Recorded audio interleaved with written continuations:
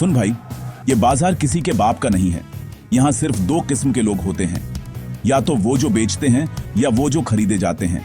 अगर तू बेचने के खेल में कमजोर है तो ये दुनिया तुझे माल समझ के खरीद लेगी और तू अपनी कीमत से भी सस्ता बिक जाएगा। लोग सोचते हैं कि बेचना मतलब बस बोलना, मनाना, डील पक्की करना, लेकिन नहीं। ये खेल चालाकी का है, दिमाग का है और इज्जत का है। ये ताश के पत्तों जैसा है, एक गलत चाल और तेरी पूरी गड्डी बिखर जाएगी। आज मैं तुझे 5 कानून दूंगा, बेचने के असली कानून जो किताबों में नहीं मिलते।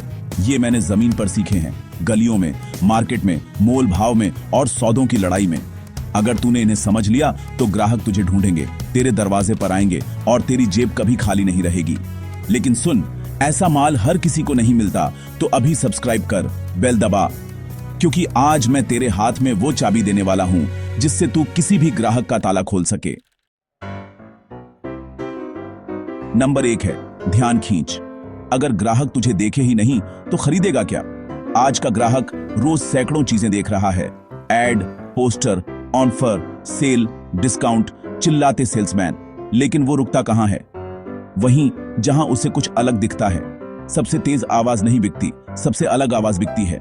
मैं तुझे एक कहानी सुनाता हूं। मुंबई की एक गली में 2 पान वाले थे।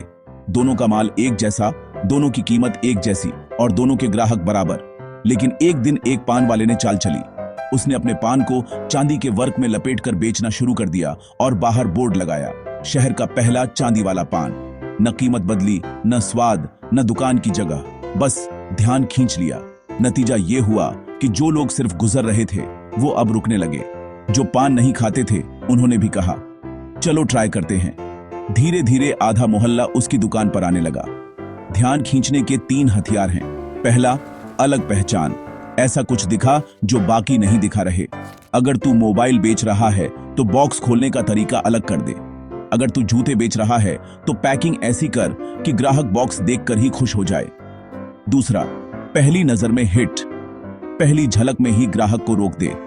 तेरा प्रोडक्ट, तेरा बोर्ड, तेरा विंडो डिस्प्ले पहली नजर में याद रहना चाहिए, क्योंकि पहली नजर में जो दिल जीतता है वही दिमाग जीतने का मौका पाता है। तीसरा, भावनात्मक झटका। तस्वीर, शब्द या सीन ऐसा हो कि ग्राहक के दिमाग में सवाल उठे, ये क्या है? जिज्ञासा सबसे बड़ा हथियार है, क्योंकि जब ग्राहक जानना चाहता है तभी वो सुनने को तैयार होता है।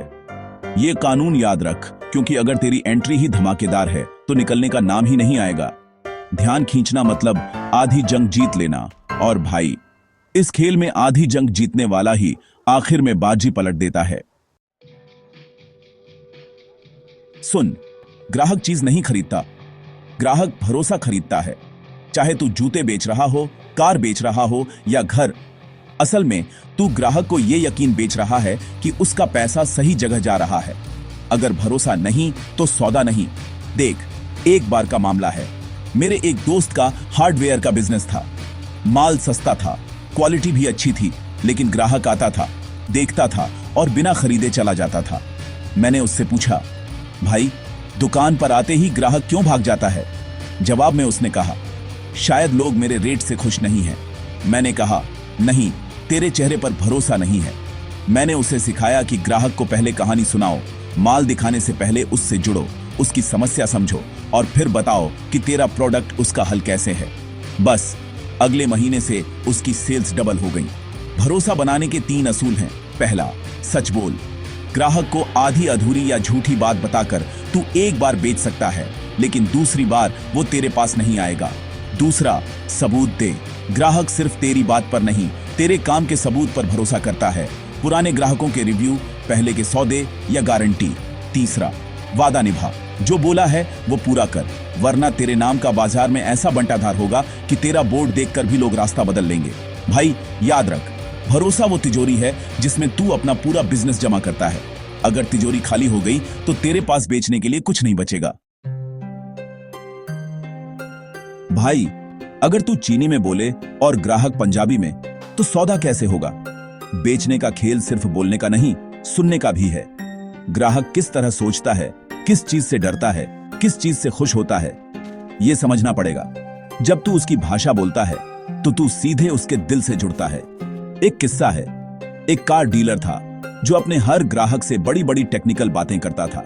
इंजन की क्षमता, टॉर्क, माइलेज, हॉर्स पावर। लेकिन एक दिन उसके पास एक बुजुर्ग ग्राहक आया और बोला, मुझे बस ऐसी गाड़ी चाहिए जिसमें मेरा पोता आराम से बैठ सके और मुझे लंबी ड्राइव में थकान ना हो। अगर वो सेल्समैन तकनीकी बातें करता रहता तो बुजुर्ग ग्राहक भाग जाता, लेकिन उसने उसकी भाषा में बात की। ये सीट ऐसी है जैसे घर का सोफा और इसका एसी आपको ऐसे ठंडक देगा जैसे पहाड़ों की हवा। सौदा तुरंत पक्का। ग्राहक की भाषा बोलने का मतलब है उसके दर्द को समझ, उसकी चाहत को जान और अपनी बात उसी अंदाज में कह जिसमें वो सुनना चाहता है। भाई, इंसान को जो आसानी से मिल जाए उसकी कदर कम होती है, लेकिन जो चीज मिलना मुश्किल हो उसके लिए लोग रात भर लाइन में खड़े हो जाते हैं। यह मनोविज्ञान है। जब तू ग्राहक को यह महसूस करा देता है कि अगर अभी नहीं लिया तो यह मौका निकल जाएगा, तो वो सोचने का टाइम नहीं लेता, सीधा फैसला करता है। याद है ना, त्योहारों में जो स्टॉक लिमिटेड या ऑफर सिर्फ आज तक वाले बोर्ड लगते हैं, वो इसी खेल के हिस्से हैं। कमी पैदा कर, स्टॉक सीमित बता, ऑफर की डेडलाइन दे और ग्राहक को एहसास दिला कि उसके पास ज्यादा समय नहीं है। लेकिन सुन, ये चाल सिर्फ तभी काम करती है जब तेरे प्रोडक्ट की वैल्यू पहले से साबित हो चुकी हो, वरना ग्राहक बोलेगा, जितना चाहो डराओ, मैं नहीं लेने वाला। असली सेल्समैन वही है जो प्रोडक्ट देने के बाद भी ग्राहक को अपना मानता है। भाई, पहली बिक्री से तू पैसा कमाता है, लेकिन दोबारा बिक्री से तू साम्राज्य बनाता है। अगर ग्राहक खुश है तो वो तुझे दूसरों को भी सुझाएगा और मुफ्त में तेरा प्रचार करेगा। मैंने एक दुकानदार को देखा जो हर ग्राहक को खरीदारी के एक हफ्ते बाद फोन करता था, भाई प्रोडक्ट कैसा चल रहा है, कोई दिक्कत तो नहीं। सुनने में छोटी सी बात, लेकिन इसका असर इतना था कि वही ग्राहक बार बार उसी दुकान पर लौटता था। रिश्ता निभाने का मतलब है आफ्टर सेल सर्विस देना, त्योहारों पर शुभकामना भेजना या बस हालचाल पूछ लेना। तू सोच भी नहीं सकता इतनी छोटी बातें तेरे बिजनेस को कितना बड़ा बना सकती हैं। अगर तू इन 5 कानूनों को अपनी रगों में उतार ले तो भाई, बाजार में तू सिर्फ बिकेगा नहीं, राज करेगा। बाकी लोग ग्राहक ढूंढते रहेंगे और ग्राहक तुझे ढूंढते हुए तेरे दरवाजे पर आएंगे।